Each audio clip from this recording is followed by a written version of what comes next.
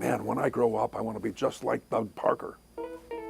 You know, Doug had so much success professionally, and then he started making some good decisions outside of work, like marrying Gwen, for example.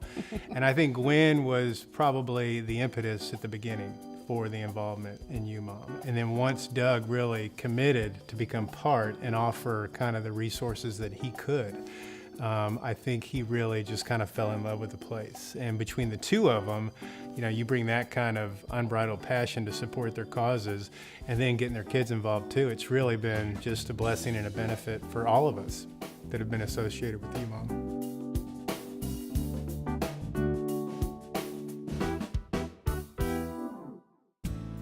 It happens so quickly. Living in an apartment, kids were in school, and the car breaks down. And you got to decide, I have to make the car payment. If I don't, I lose my job. If I get the car fixed, however, I'm going to miss this month's rent. All of a sudden, you're out of a house, and then the cycle just continues, and you just go into this downward cycle.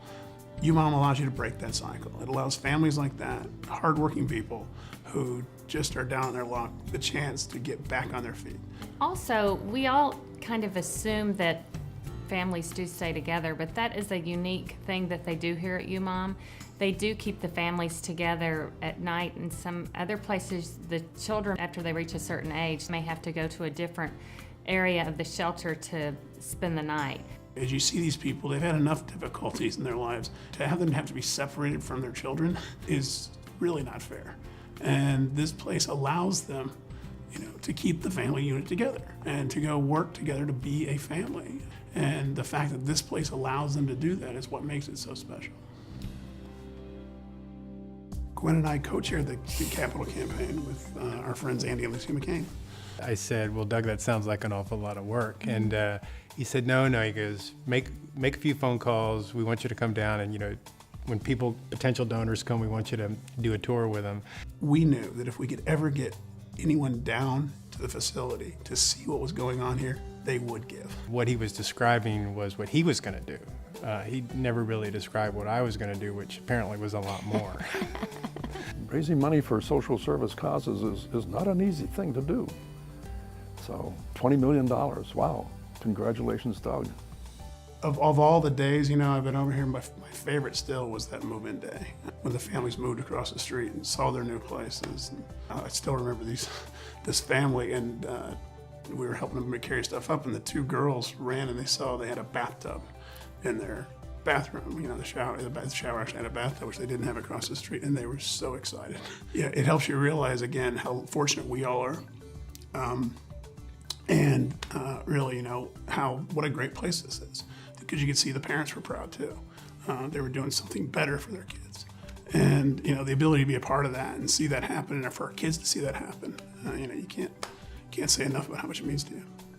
Gwen and Doug understand that this is just the beginning of solving this problem. We got to get them off the street, we got to get them to where they can sustain themselves, and then we got to get them to where they can go live on their own. The only sad part is we don't have enough rooms for everybody. Mm-hmm. You know, the only thing we wish is we could do it for more people.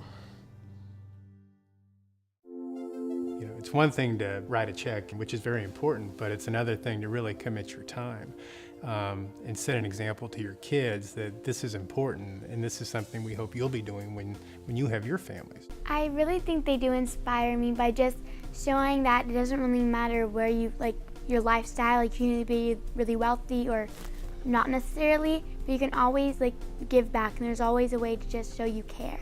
They taught me, like, that a minute of kindness, like, can be like an hour of happiness for another person. UMOM's pretty important to my parents. There's a whole facility that my parents provided some funding for in the name of my mom's father. I think they genuinely and actively worry about the homeless situation in Arizona, and I think that they've made efforts to alleviate that. They help out rather than just showing up and watching. They really get down on their knees and they really help. They really do make a difference here. There is no better place that you could give your money and know that it's going to be well shepherded and go to good. Every time I'm here, I just walk away feeling better. One, about the fact that this organization exists, but also, you know, about people in general. It's easy to develop a heart for the homeless when you come here.